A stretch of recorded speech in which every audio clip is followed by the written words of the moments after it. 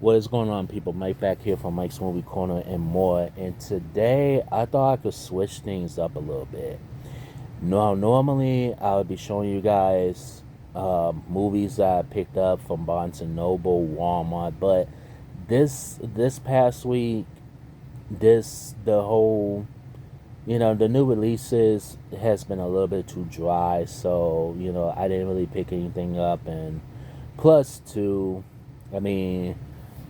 Like I was saying in previous videos, I am on a budget, so I'm not trying to buy anything and everything. But what I am doing for you now is that I am actually doing a movie review. This will be my first solo movie review that I've done in probably, I want to say, a year, maybe. Now, keyword, this will be my first solo review I've done in a while. So do, the movie I'm going to review is a movie that everybody's been talking about, critics, audiences, everywhere. And this movie is called The Invite. Now, this movie is a remake of the 2020 Spanish film called The People Upstairs.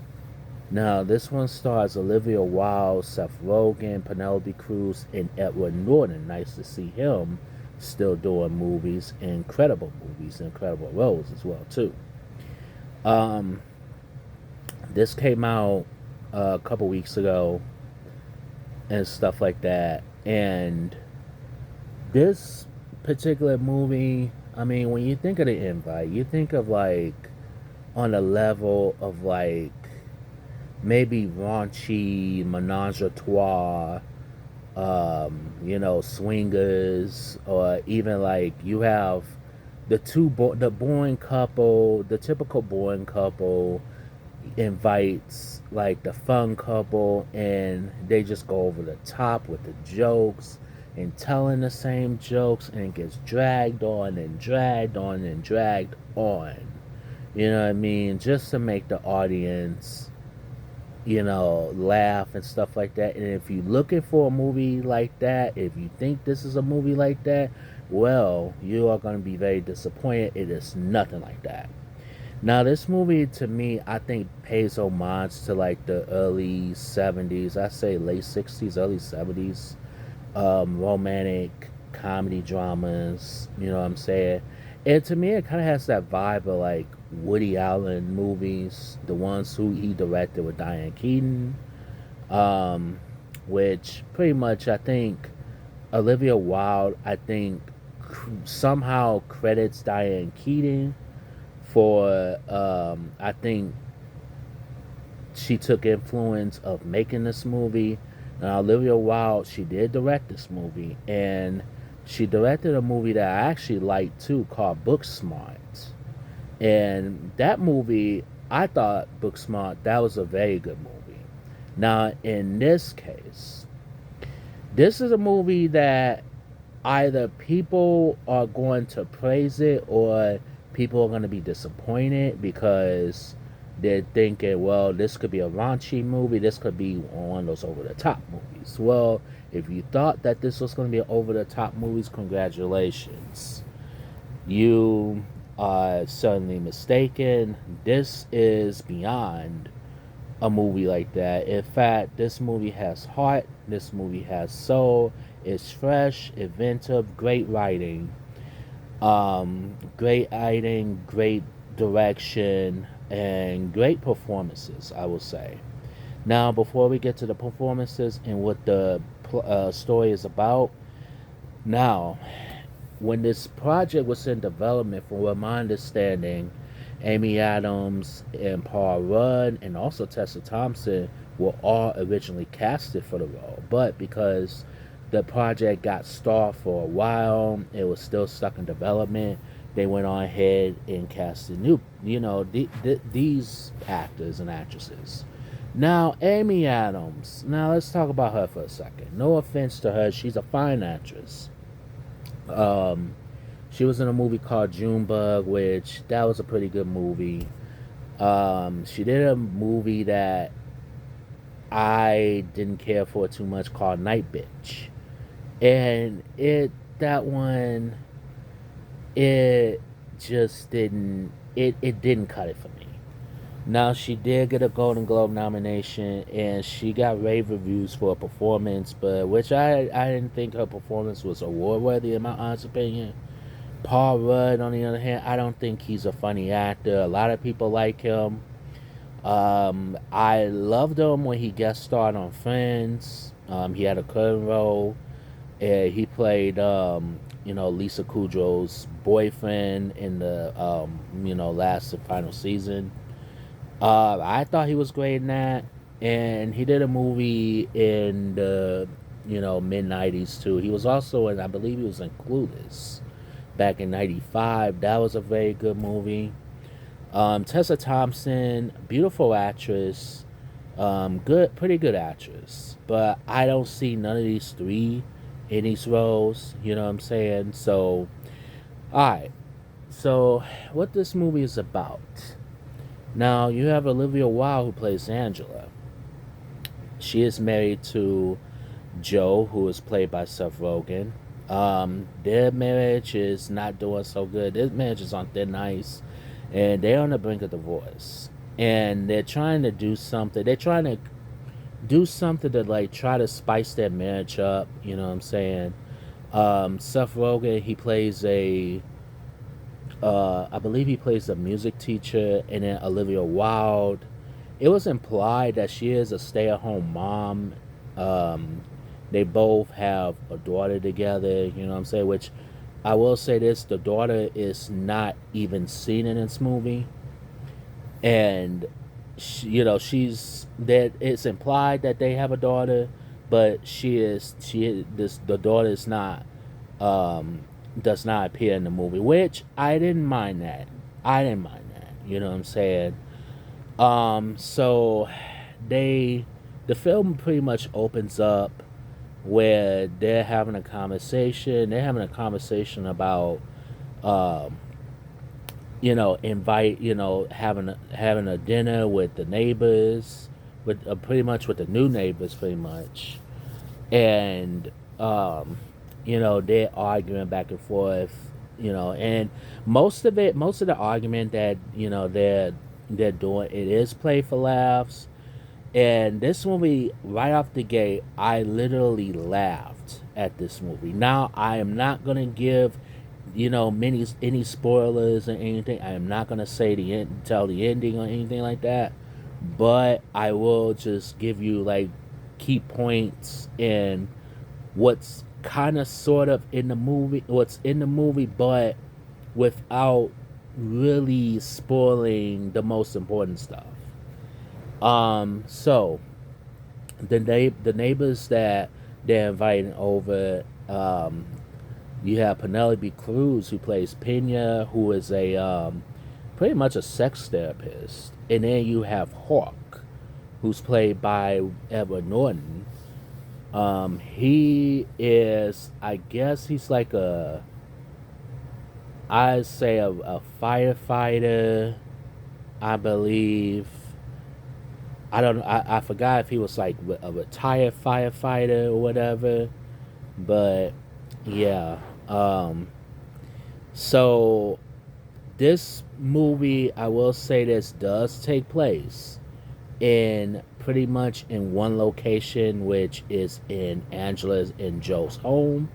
You know what I'm saying? And you have these four couples that they're talking, they're just talking about random stuff, and getting to know each other and all that stuff, you know what I'm saying? But to then they Penelope Cruz's character, Pena and Hawk, they somewhere down the line pop the question, not pop the question, but they have a conversation where they're talking about in the movies, in their characters implied as swingers. You know what I'm saying? And you could tell that they've been around the block. As far as the swinging, Like by day they have jobs, but by night they are pretty much swingers. You know what I'm saying? There was a couple of things that I kind of predicted. Off the gate. You know what I'm saying? Um, Now I will say this. This particular movie, I went into low expectations of it, which I walked out the theater. I wanted to watch this movie all over again. You know what I'm saying? It is that good. Now I want to talk about performances. Olivia Wilde, I think one of her best performances. Now I have not seen many of her films. I think this is probably the first film of its entirety I saw Olivia Wilde, and Olivia Wilde, on the other hand, she did debut in a movie called Alpha Dog back in 2006 with Emile Hirsch and Justin Timberlake. You know what I'm saying? And she is she's a fine actress. She's a fine director. Um, I think Olivia Wilde, if not, gives her best performance in her career as Angela, who is pretty much kind of sexually frustrated because Joe, which is played by Seth Rogen, he's not really communicating with her, and there's a backstory to his character. Um, I believe, um, and I'm not gonna say why, but there's a significance where he doesn't want to play the piano. You know what I'm saying? And I'm not gonna reveal why, but there's a moment in the film that he is a music teacher, but he owns a piano and stuff like that, and he doesn't want to play the piano and stuff. And I'm not gonna go into why, but it is kind of like bittersweet moments slash kind of sad slash kind of heartwarming in a sense too. Now, if you looking for Seth Rogen smoking weed in the film, congratulations. Yes, he does smoke weed in the film. Now let's talk about Seth Rogen real quick. Now, despite him, and I was mad at him, despite him talking about Stallone, which he claims swears up and down that Sylvester Stallone has 4 movies that were actually good under his belt, which I strongly disagree with that. But outside of that, I think Seth Rogen, gives an award-worthy performance as Joe. Um, I there was a movie that Seth Rogen played. I think it's called Take This Waltz. I think back in 2011. I thought he gave a strong performance in this movie. I think he gives one of his best performances, if not the best performances of his career too. Now Penelope Cruz, I wasn't a huge fan of up until a certain point. Gives, I think, Oscar-worthy performance as well too as Pena, the sex therapist, and she does have a scene where she does shine as well too. Edward Norton, who plays Hawk, it is great to see Edward Norton. Since Primal Fear, he has been a force to be reckoned with. He did movies like American History X. He did The Incredible Hulk and stuff like that too. And anything Edward Norton touches, I think turns to gold. No matter how the script is and stuff like that. It is nice to see him still do movies. It is nice to see him being very selective. Now, the 4 leads make this movie. Now, I would say this. Now, if I was in the Oscar committee, I would nominate this movie. One of the best films of the year. I think it should get best. Here's the thing, for me personally, and we are coming into Oscar season. I think this movie should get several Oscar nominations. One for Best Picture, one for Best Director with Olivia Wilde, one for Best Actress Olivia Wilde. She should get 2. Penelope Cruz, I think she should get Best Supporting Actress consideration as well too. Edward Norton, I think he should get Best Supporting Actor consideration as well too. Seth Rogen, I you know I don't think he's going to get a nomination, but at the same token, do I put him in the Oscar category? I will probably put him in a wild card only because he does well. Okay, don't get me wrong. But I think the stronger performances I think goes to Olivia Wilde and Penelope Cruz along with Edward Norton. I think the three leads. I think if if I could predict, I would say Olivia Wilde and Penelope Cruz. I would predict them to get Oscar nominations. You know what I'm saying? I would predict that. I think Seth Rogen might be. He might go under the radar. I think so. And if he does get a nomination, I won't be surprised. You know what I'm saying? Because he can't do dramas now. You know, don't count him out. You know what I'm saying? Edward Norton, we already know that he's good. Penelope Cruz, she's doing more, better film, good films. Olivia Wilde, you know what I'm saying? She's coming into her own, and I think, in my honest opinion, the best performance of her career. You know what I'm saying? So I would give this movie a 10 out of 10. It deserves a 10 out of 10. I can't find one flaw in the movie.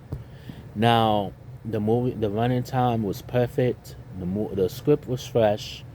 The writing, the direction was great, and it did kind of give me Woody Allen vibes to a degree. And I feel like there was some Woody Allen influences and Diane Keaton influences as well too. So you have The Invite that is playing in theaters right now, and I think everybody should definitely go see it. So with that all being said, this is Mike from Mike's Movie Corner and more, and I will see you guys later. Peace.